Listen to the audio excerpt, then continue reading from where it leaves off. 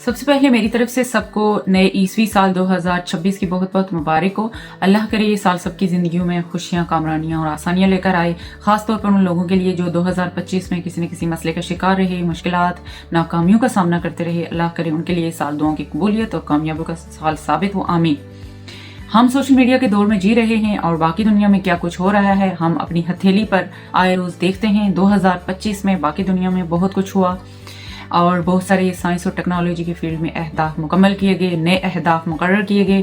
سب سے اہم خبر 2025 کی جو کہ امریکی خلائی ایجنسی ناسا کے ایسٹروناٹ ڈان پیٹٹ کی ہے، جنہوں نے ستمبر 2024 سے اپریل 2025 تک اپنا خلائی سفر جو مکمل کیا. اس دوران انہوں نے جو ڈیٹا کلیکٹ کیا اس میں جو خلا سے انہوں نے خانہ کعبہ کی تصویر بنائی 400 کلومیٹر کے فاصلے سے. اس میں جو سب سے اہم چیز نظر آئی ان کو خانہ کعبہ روشن، جو کہ ہر کسی چیز سے سب سے زیادہ روشن تھا، جو کہ انہوں نے بعد میں ٹویٹر اکاؤنٹ پہ شیئر کیا اور وہ خبروں کی زینت بنا اور وہ خبر کافی وائرل ہوئی اور اس پہ ڈسکشنز ہوتی رہیں. اس کے علاوہ باقی دنیا میں جو ہے بہت کچھ ہو رہا ہے. امریکہ میں جو ہے future of energy is sub atomic, اس چیز پر کام ہو رہا ہے. سائنسدان کام کر رہے ہیں کہ ایٹامک انرجی کو انسانی فائدے کے لیے کیسے استعمال کیا جائے اور اس میں زیرو کاربن جو ہے وہ ریلیز ہوگی اور انسانی استعمال کے لیے، یعنی ایٹم بم کے لیے تو ایٹمک انرجی استعمال ہو رہی ہے لیکن اس کو مفید کیسے بنایا جا رہا ہے اس پر کام ہو رہا ہے. اس کے علاوہ باقی دنیا میں جو ہے بہت کچھ ہوا. اے آئی اینڈ روبوٹکس، مصنوعی ذہانت سے کنٹرول ہونے والے ڈرونز خلا میں 3D پرنٹنگ کے لیے تیار کیے جا رہے ہیں.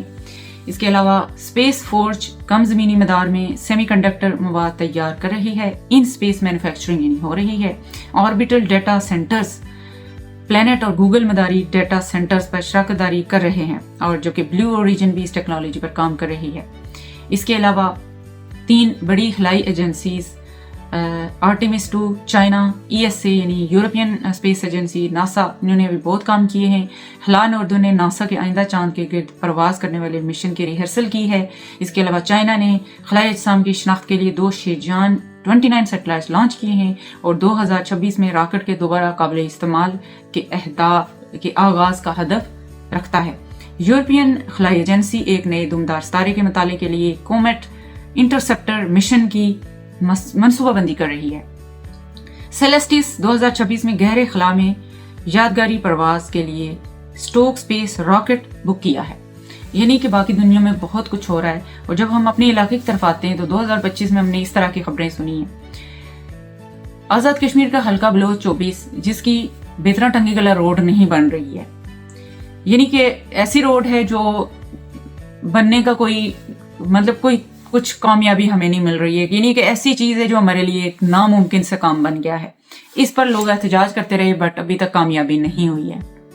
اس کے علاوہ حلقہ بلوچ کی ایک اور خبر کہ وہاں پہ تمن پکھناڑ کے ایک علاقہ ہے جس کی کوئی روڈ بنی ہے اور اس پر کہتے ہیں کہ وہ روڈ صحیح نہیں بنی ہے اور کرپشن ہوئی ہے اور لوگ ویڈیو بنا کے اس پر شیئر کر رہے ہیں. اس سے پہلے جو ہے وہ 2025 میں حلقہ بلوچ کی جو سڑک مین روڈ بنائی گئی تھی جو کہ تراٹھل سے جو ہے ایئرپورٹ بیٹھک سے آگے تک مکمل ہے، وہاں سے آگے بلوچ شہر تک جو بنائی گئی تھی اس پر کہتے ہیں کرپشن ہوئی تھی اور اس پر صحیح کام نہیں کیا گیا. یعنی کہ ہم سڑکوں کی خبریں سنتے ہیں اپنے علاقے میں. پھر ایک خبر ریسنٹلی یہ سنی کہ میرپور کھڑی شریف ساہنگ کے مقام پر لوگوں کو نیا ٹرانسفر ملا، اس پر وہ خوشی منا رہے ہیں اور ٹرانسفر پر فارمر پر وہ پھول کی پتیاں نچھاور کر رہے تھے، خوشی منا رہے تھے. اس کے علاوہ جو ہے وہ 2025 میں عوامی ایکشن کمیٹی نے 2 بار احتجاج کیا، 15 لوگ شہید ہوئے. سب سے اہم مطالبہ تھا مہاجرین کی سیٹوں کا اختتام. احتجاج کے نتیجے میں وزیر اعظم چینج ہوا، مہاجرین کی سیٹوں پر جو لوگ تھے انہوں نے استعفے دیے لیکن وزیر اعظم چینج ہوا، اب دوبارہ سے ان لوگوں کو بڑے عہدے دیے گئے ہیں. گویا کہ آگے بڑھنے کی کوئی امید نظر نہیں آ رہی ہے کہ آگے بڑھا جائے ان مسائل سے نکل کر. سڑکوں کے، ٹرانسفارموں کے، اچھے سکولز کے اور صاف پانی کے مسائل سے ہم آگے نہیں نکل رہے. پھر باقی دنیا میں کیا ہو رہا ہے یہ ہمارے لیے قابل افسوس ہے. ہمیں ماتم کرنا چاہیے اور ان لوگوں کو خاص طور پر ماتم کرنا چاہیے جو سیاستدانوں کی پارٹی چینج کرنے کی خوشی میں ویڈیوز بنا کر سوشل میڈیا پر شیئر کرتے ہیں، اس کو کامیابی سمجھتے ہیں کہ اب ہمارا لیڈر جو ہے وہ دوسری پارٹی کے پلیٹ فارم سے 4 پارٹیاں چھوڑ کر چوتھی پارٹی میں شامل ہو، 5ویں میں، اب اس کے لیے وہ وکٹری کا نشان بناتے ہیں، خوش ہوتے رہتے ہیں کہ ہمارا قائد، ہمارا فلاں، ہمارا یہ. جب لوگ اس غلامانہ سوچ سے نہیں نکل رہے، جبکہ وہ سیاستدانوں کے ساتھ تصویر بنوانا اور ان کی ویڈیو شیئر کرنا اپنے لیے ایک اعزاز سمجھتے ہیں، تو وہ سسٹم کیسے چینج ہوگا. پھر وہ یہ دلیل بھی دیتے ہیں کہ سسٹم جیسا اسی کے مطابق چلنا پڑے گا. جب وہ سسٹم کے ساتھ سمجھوتا کر رہے ہیں اور سسٹم کی تبدیلی کے لیے مزاحمت نہیں کر سکتے تو پھر ایسے لوگ دنیا سے 200 سال پیچھے ہی رہیں گے.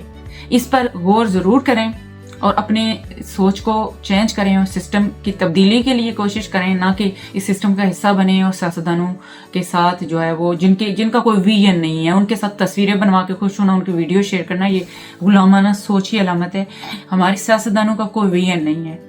ہم اگر سڑکوں اور ٹرانسفارموں، لو وولٹیج الیکٹریسٹی، اچھے اسپتالوں کی کمی، صاف پانی کی کمی کے مسائل سے نکلیں تو ہم سائنس اور ٹیکنالوجی کی بات کریں کہ ہمارے علاقے میں، ہمارے ملک میں بھی لیبارٹریز قائم ہوں، لوگ کام کریں اور ہمارا بھی کسی دنیا میں کوئی خبر آئے کہ فلاں علاقے کے فلاں نوورت نے اسپیس ٹیکنالوجی میں یہ کام کیا، یہ کارنامہ سر انجام دیا. اس پر غور ضرور کیجیے گا. اب تک کے لیے اتنا ہی. راحیلہ خان کو دیجیے اجازت. اللہ نگہبان.